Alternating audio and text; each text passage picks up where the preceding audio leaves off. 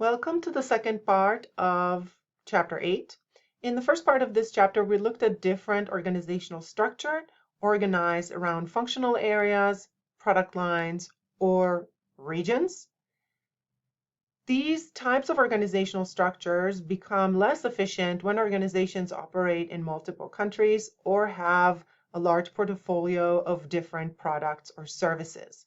In this case, organizations are going to rely on alternative structures that give them more options to coordinate across multiple product lines and different geographic regions in the world where they are operating.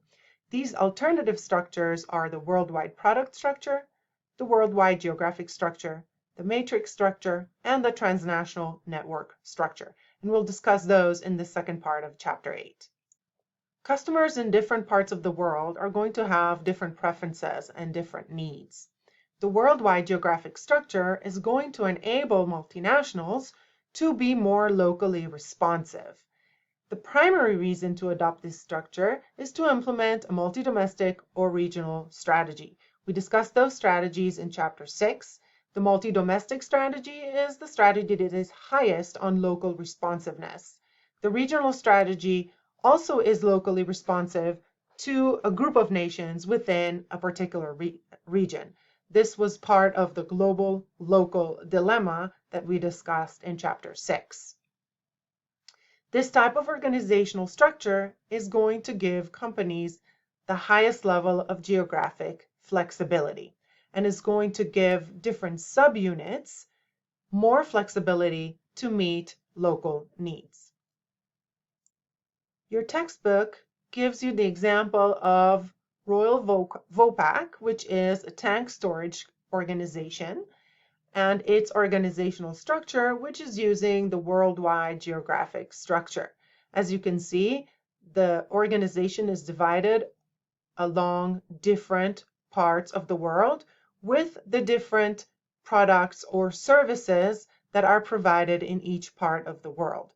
Many of the functional areas are provided at the corporate level for each one of the different divisions. The worldwide product structure organizes the organization along different product lines or groups of products. Product Group A, Product Group B, and Product Group C, with the functional areas for each of the product line groups. This structure gives each product division the responsibility to produce and sell their products and services throughout the world or in a particular region. This might be the ideal structure to implement when a company is pursuing an international strategy, which seeks to be highly globally integrated, and this allows the firm to gain economies of scale by selling worldwide products.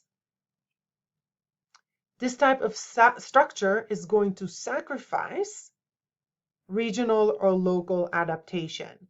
This approach or this structure is going to be low on local responsiveness, which was the highlight of the worldwide geographic structure that we looked at previously. The geographic structure that we looked at in the previous slides emphasizes local adaptation. It allows an organization to respond to the nature of each market.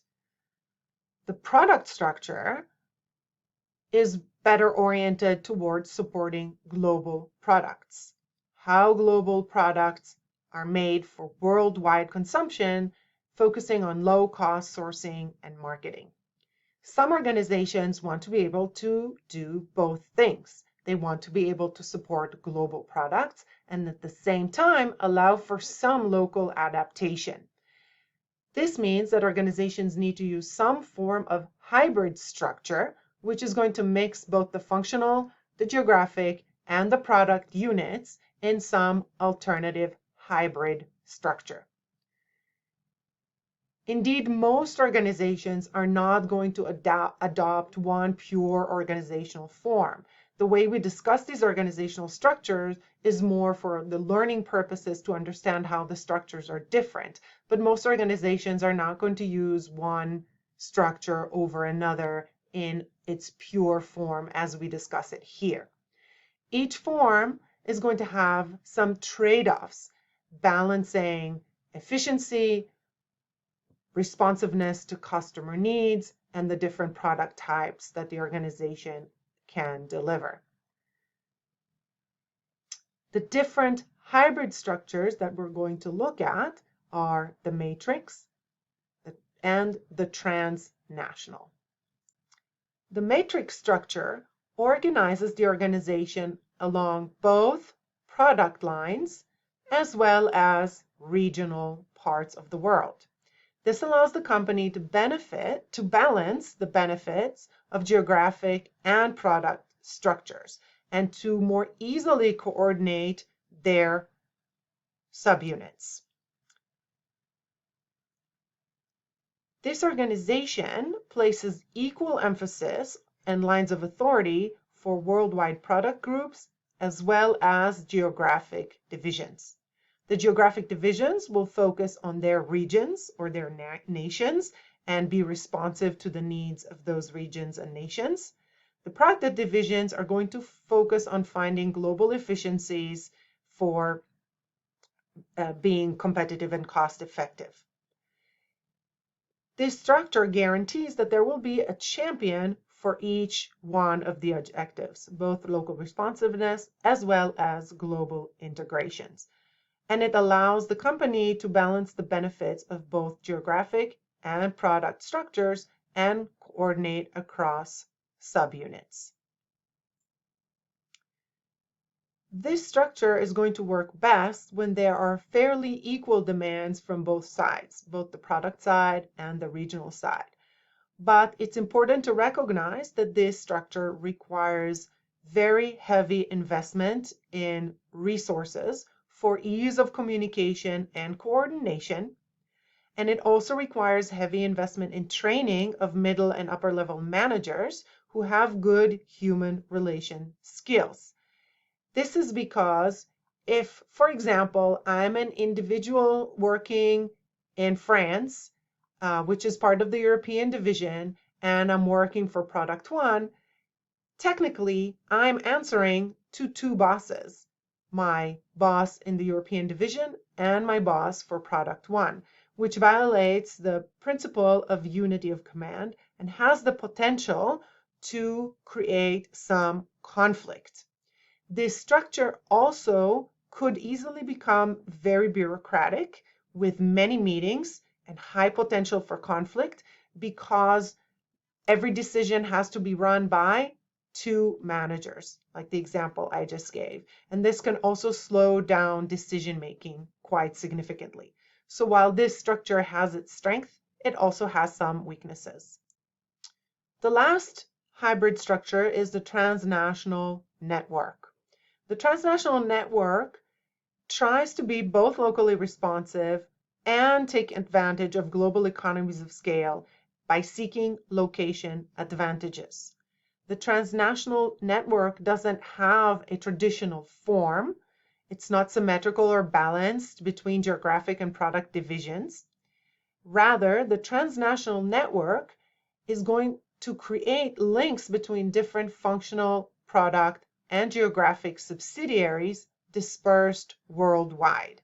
The decision of where to locate a particular subsidiary is based on location advantages.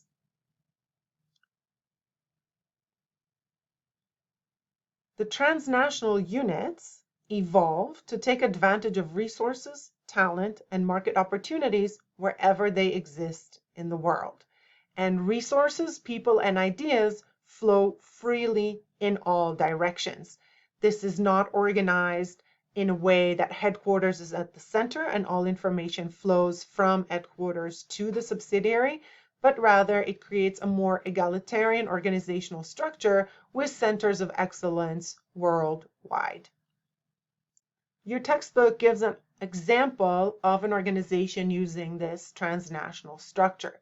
The Dutch multinational Philips Electronics works in 60 different countries, making products as diverse as defense system and light bulbs. Philips has multiple product divisions with more than 60 subgroups based on product similarity. The product divisions have subsidiaries, which may focus on only one product or multiple products. Subsidiaries can also have different specializations, for example, in research and development, sales, and so on. Some units are very independent, while others are more controlled. In addition to these different product divisions, Philips also organizes along three main parts of the world. They look at key countries where they produce for local and world markets and control local sales. So the key countries produce for both local and global markets. Large countries that have some local and some worldwide production facilities and local sales, and local business countries that are smaller countries and are primarily sales units that import products from the other products divisions, worldwide production centers. Your textbook also discusses the meta-national structure. This structure is an evolution of the transnational network structure, and it develops extensive systems to encourage organizational learning and entrepreneurial activities. This is a large entrepreneurial multinational firm that seeks to identify pockets of innovation, technology, and markets, especially in emerging countries. It's similar to the transnational in that it's networked, but not centered. There are many units that are equal in importance, and headquarters is not at the top. And decision-making is highly decentralized and resides within the subunits. It's different from the transnational in that it has an overriding objective to generate knowledge from anywhere in the world and generate and share that knowledge across the entire organization. And it tends to use the latest in virtual connectivity to link team members worldwide.